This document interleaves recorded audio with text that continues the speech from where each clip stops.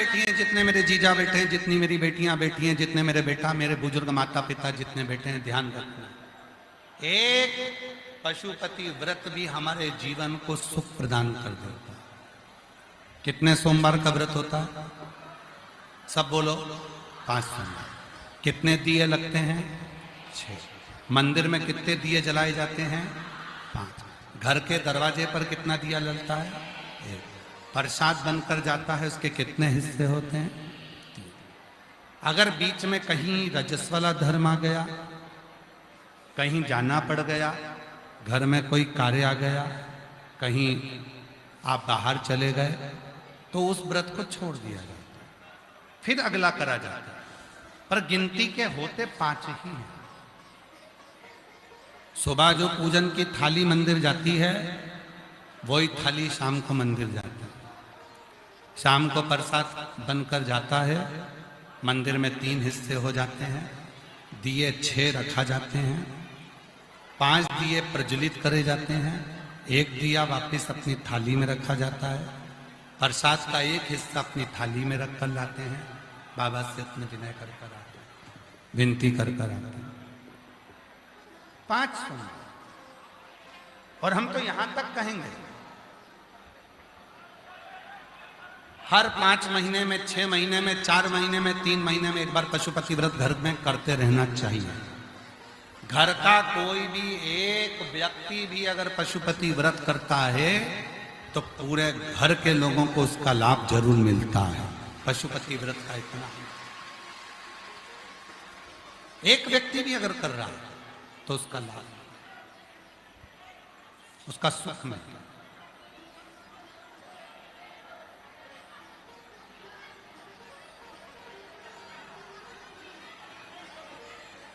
पहला व्रत पशुपतिनाथ का जब करा जाता है, पहला सोमवार,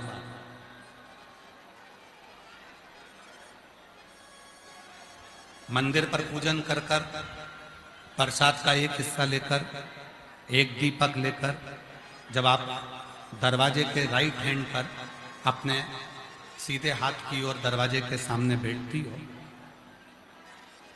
दीपक को जलाते समय जिस कामना से आपने पशुपति व्रत किया है, उस कामना को अपने हृदय से बोलना चाहिए।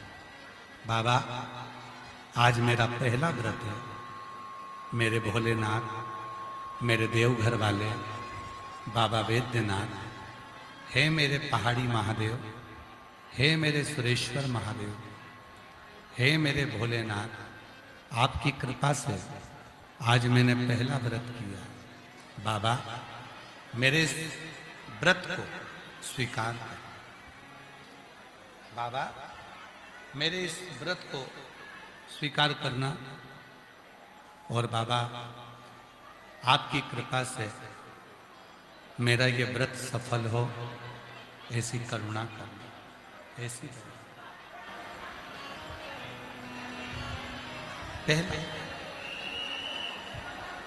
किसको कहूं मैं जाके, किससे?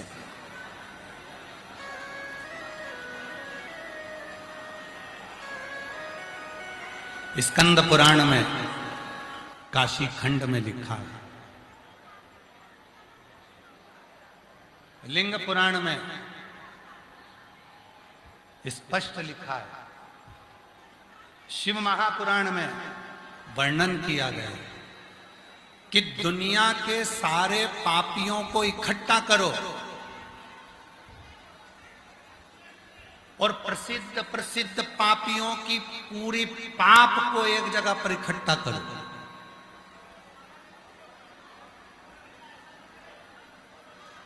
और एक बार मुख से शिव का नाम निकल जाए तो वो पाप एक क्षण में जलकर भस्म हो जाता है। एक क्षण।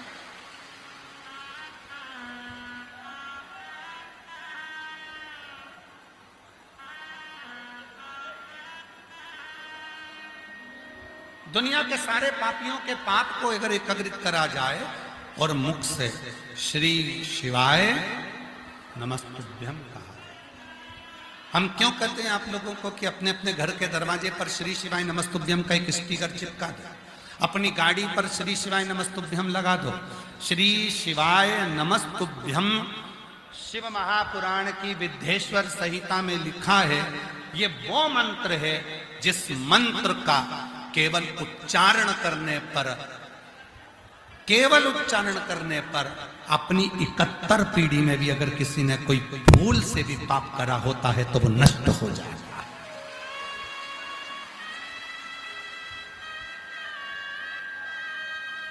घर के दरवाजे पर श्री शिवाय नमस्तुभ्यम का एक स्टिकर लगा दो, श्री शिवाय नमस्तुभ्यम लिख दो। क्या होगा?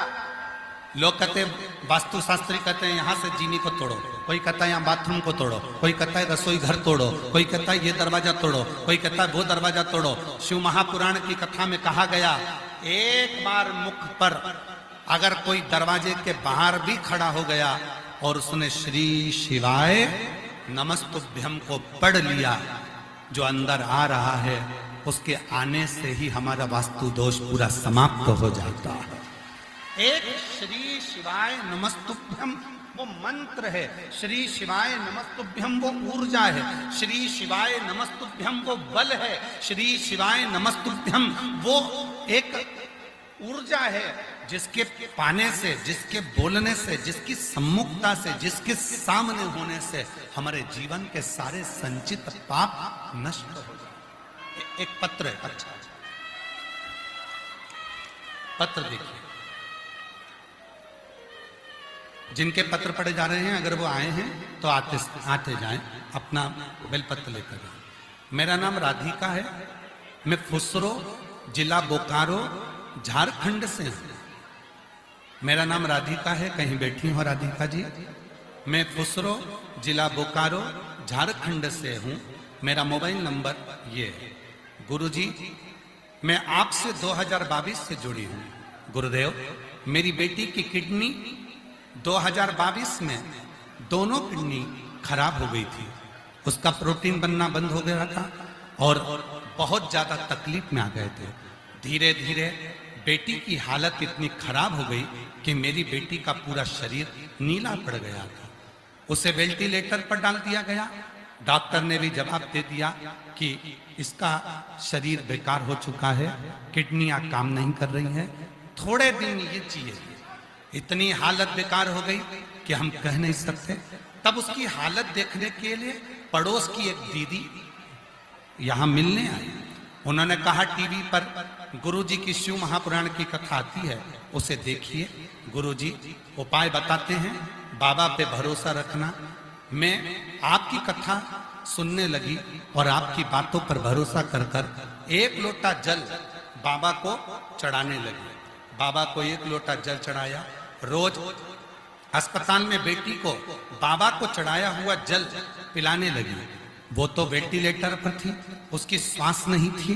डॉक्टर के हिसाब से वो थोड़े दिन की ही मेहमान थी, पर बाबा ने ऐसी कृपा कर दी, उसके मुख पर जैसे ही शिवजी के चढ़े हुए जल को लगाया, बाबा मेरी बेटी को होश आना प्रारंभ हुआ और धीरे धीरे उसको वेंटिलेटर से हटा दिया गया। आज बाबा की कृपा से मेरी बेटी स्वस्थ है और रोज बाबा को 1 लोटा जल चढ़ाती है, स्कूल जाती है। और बाबा एक बात कहूं, आज मेरी बेटी की दोनों किडनियां काम करना प्रारंभ कर दी। ये शिव की उदाहरण। एक लाइन नीचे लिखी है, इस लाइन को आप और हम सब गुनगुनाएंगे। पहले आप पढ़ो और पढ़कर आप बोलोगे, फिर हम बोलेंगे, ठीक है? साथ में, जो दिल से वो दिल से दे देगा, मेरा भोला भंडारी है, खाली झोली भर दे। मस्तक पे चंदा है, उजियारा कर देगा। मस्तक पे चंदा है, उजियारा कर देगा। मेरा भोला भंडारी है, खाली झोली भर देगा। मेरा भोला भंडारी है, खाली झोली भर देगा। अब हम आपसे पूछें, 25 साल के बाद क्या किसी को बच्चा हो सकता है? विचार करिएगा जरा, शादी के जिसके 25 साल हो गए तो उसकी उम्र भी तो हुई होगी 45-50 के करीब में, क्या उसको बच्चा हो सकता है?